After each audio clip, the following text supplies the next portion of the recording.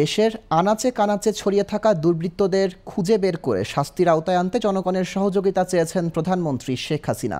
তিনি বলেন, দুর্বৃত্তদের তাণ্ডব পাকিস্তানি হানাদার বাহিনীর বর্বরতাকেও হার মানিয়েছে। সকালে বর্বরদের তাণ্ডবে ক্ষতিগ্রস্ত বাংলাদেশ টেলিভিশন ভবন পরিদর্শনকালে তিনি এসব কথা বলেন। শেখ হাসিনা বলেন, যারা ধ্বংসযজ্ঞ চালিয়ে দেশের সম্পদ নষ্ট করেছে, যাদের কারণে দেশের ভাবমূর্তি নষ্ট হয়েছে, তাদের বিচার এদেশের জনগণকেই করতে হবে। আরও জানাচ্ছেন শাহরিয়ার বাঁধন।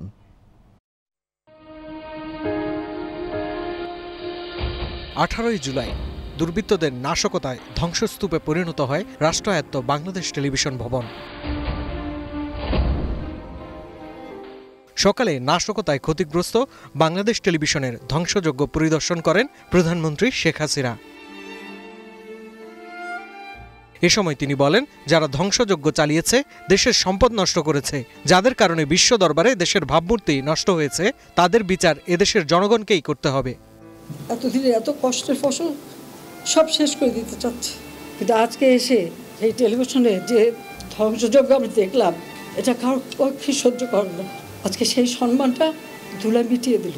আরও দুঃখের বিষয় হলো, লন্ডন থেকে নির্দেশ যায় যেখানে যেখানে বাঙালি আছে সেখানে সেখানে আন্দোলন করতে হবে, কিন্তু যারা এটা ধ্বংস করলো আর যাদের জন্য এই দুর্ভোগ, যাদের জন্য আজকে বিদেশে বাংলাদেশের ভাবমূর্তি নষ্ট হচ্ছে, আমি তাদের বিচারের ভার এদেশের জনগণের উপরেই দিয়ে যাচ্ছি।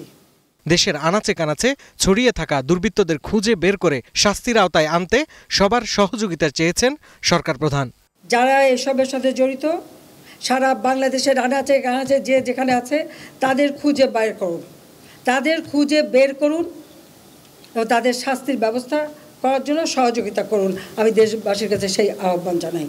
তার দাবি, দুর্বৃত্তদের তাণ্ডব পাকিস্তানি হানাদার বাহিনীর বর্বরতাকেও হার মানিয়েছে। ওই 25শে মার্চ 71 সাল গণহত্যা যখন শুরু করে ঢাকা বিশ্ববিদ্যালয়ে, ওই রোকে হলে প্রায় 300 মেয়েকে হত্যা করেছে।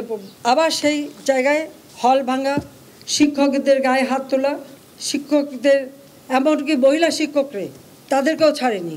ইডেনে মেয়েদেরকে খামের সাথে বেঁধে তাদের উপরে অত্যাচার, তাদেরকে নাকে খদ্দা, তাদেরকে উঠে বস করানোর রকম নানা রকম জুলুম অত্যাচার করেছে।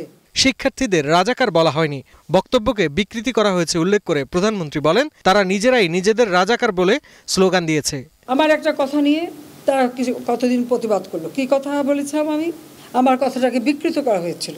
আমি বলেছিলাম মেধা মেধা মেধা, কোটা না মেধা। আমি তো তাদের রাজাকার বলিনি। তারা নিজেরাই স্লোগান দিয়ে নিজেদেরকে রাজাকার হিসেবে পরিচিত করলো সকলের কাছে, এবং এটারই প্রতিবাদ প্রত্যেক শ্রেণী পেশার মানুষ কিন্তু করেছিল। শাহরিয়ার বাঁধন, গ্লোবাল টেলিভিশন, ঢাকা।